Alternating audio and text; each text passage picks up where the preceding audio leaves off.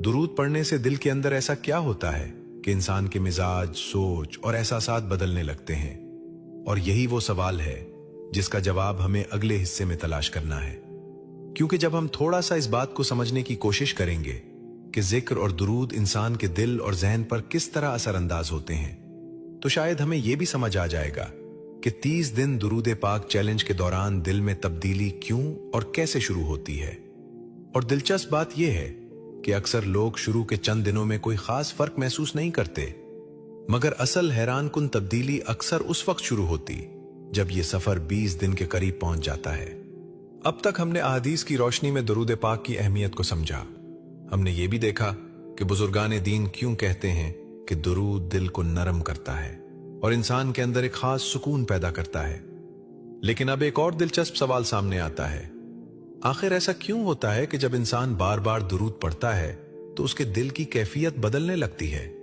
क्या उसके पीछे कोई ऐसी हकीकत भी है जिसे हम आज के दौर की समझ के साथ थोड़ा सा समझ सकते हैं? यहां एक बात शुरू ही में वाजे कर देना जरूरी है।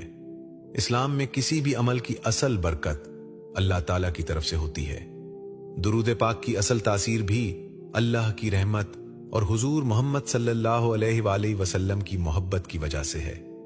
लेकिन बाज़ औक़ात जदीद दौर में इंसान के दिल और ज़हन के बारे में जो चीजें सामने आती हैं वो हमें उस अमल को समझने में एक मिसाल की तरह मदद दे सकती हैं।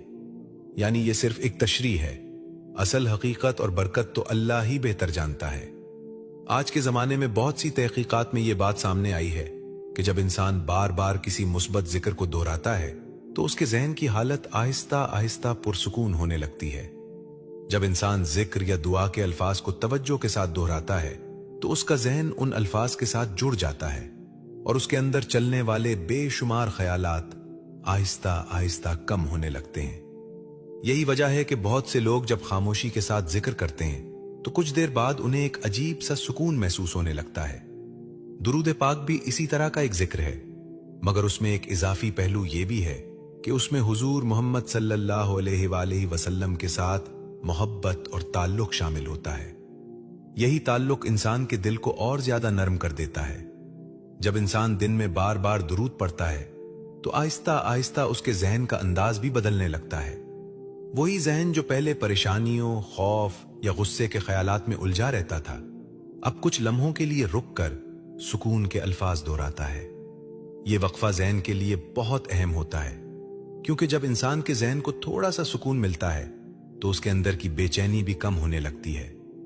इसीलिए बहुत से लोग ये महसूस करते हैं कि अगर वो दिन में चंद लम्हे जिक्र या दुरूद पढ़ लें तो उनका मिजाज पहले से ज्यादा पुरसुकून हो जाता है।